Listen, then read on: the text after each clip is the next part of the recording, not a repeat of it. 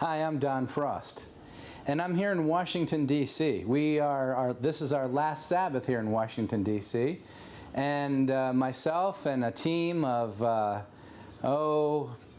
sometimes the group is composed of over 30 people at a time, have been here in Washington, D.C.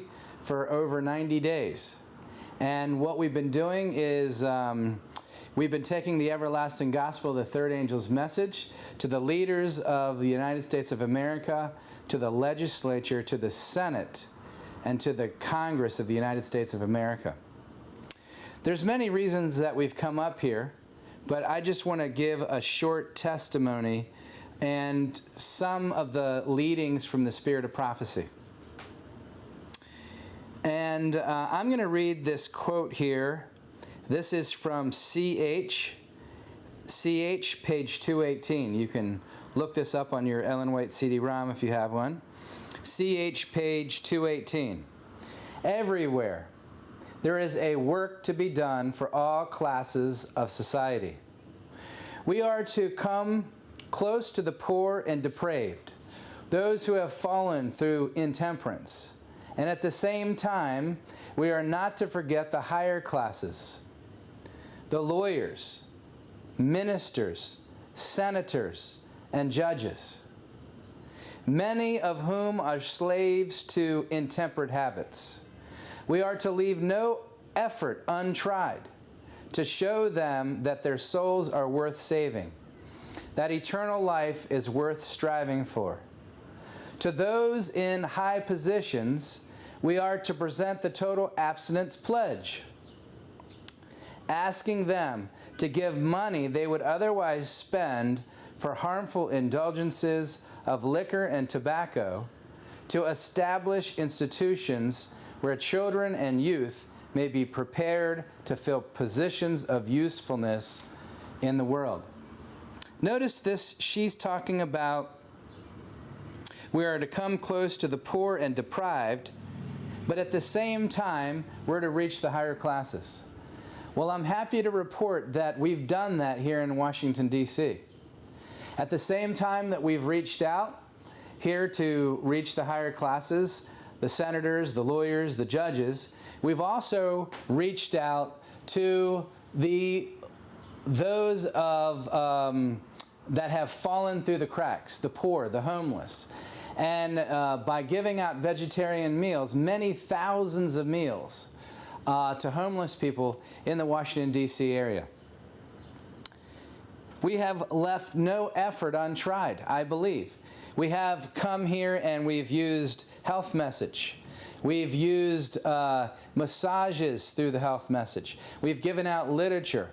We've had evangelistic series. And yes, guess what else we've done? We've done exactly what this quote says, a total abstinence pledge.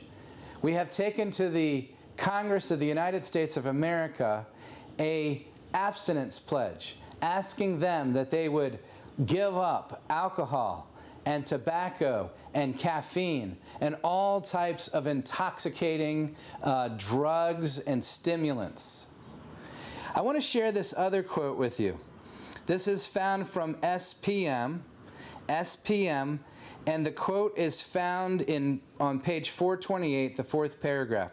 Spalding McGann Collection, page 428.4. I appeal to young and old, and to middle-aged. Deny your appetite of those things that are doing you injury. Serve the Lord by sacrifice. Let the good work begin at Washington and go forth from there to other places. I know whereof I am writing. If a temperance pledge providing for the abstinence of flesh foods, tea, coffee, and some other foods that are known to be injurious were circulated through our ranks, a great and good work would be accomplished. I ask you at this time, will you not circulate such a pledge? The means saved by such a sacrifice, if used for the furtherance of the cause of God, would be blessed to the salvation of many souls. So here in Washington, D.C., not only have we reached out to the poor, to the homeless, to the visitors visiting Washington, D.C. from all over the world. Not only have we given out tracts and books and encouraged them to study their Bibles, but we've given them health message in a practical way. We've had health screenings here, stress reduction, prayer with the people. We've had the temperance pledges that have been circulated all around. And the program here that we've done is called Vote for Health. You know, we're here on Capitol Hill, and everything's about, you know, voting and government and politics, and we're asking them to take a vote for health. It's patriotic.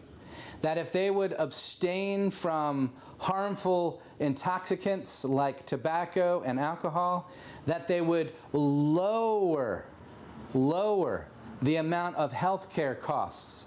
We look at these various diseases of cancer, and we see that these harmful products are costing American taxpayers billions and billions of dollars. And as we move into the future, the economy, it will be teetering on the very precipice of spiraling out of control due to health care costs. And if people would take a stand for health by discarding these harmful products, they would be taking a stand for America, because it would be patriotic. It's patriotic to see that this nation wouldn't spiral out of control. We've used examples like how many people died in the Vietnam War, a war which lasted for 10 years, between the years 1965 and 1975. Some almost 55,000 people died in that awful tragedy. But 150,000 people a year succumb to death as a direct result to smoking cigarettes. And of course, we don't know the many, potentially tens of millions of other health-related problems due to cigarette smoking alone, and we haven't even talked about alcohol. So we would reach out to these people in these congressional offices, and we would say, look, in a war with the enemy, we lost 50,000 people, 55,000 people over 10 years. But we have even a greater war that's going on, with 150,000 people a year succumbing to this weapon of mass destruction, tobacco. If you take a stand and vote for health, we would say it's patriotic. It's going to save lives. It's going to save money. It's going to save productivity at work. It's going to keep family together. And yes, it's going to save the American taxpayers billions of dollars spent and keeping and helping keep the American economy from spiraling out of control. And this is just one area of the Vote for Health message. The Vote for Health message, the prophetic message, the serving through giving of food, through physical therapy, through all these other things has been the goal here in this Vote for Health, Heal Their Land campaign in Washington, D.C. We have tried many different things. Some things have worked, some things haven't. We've done all kinds of things. You know, friends, one of the things that we've done up here is that we have encouraged them to lay aside harmful products like coffee. But at the same time, we came up with ideas to be able to replace those products with an alternative solution. In the mornings, on some of these days here in Washington, D.C., we would set up a stand with a morning breakfast a morning breakfast drink that would replace their coffee. We would go into the offices of the Senate and Congress. We would let them know that we were going to set up these stands, that they could get these warm, nutritious drinks and replace the coffee in the morning. And they would just go crazy over those things. They would love them and look forward to them. And so, brothers and sisters, we just tried all these different things in order to be able to reach the people.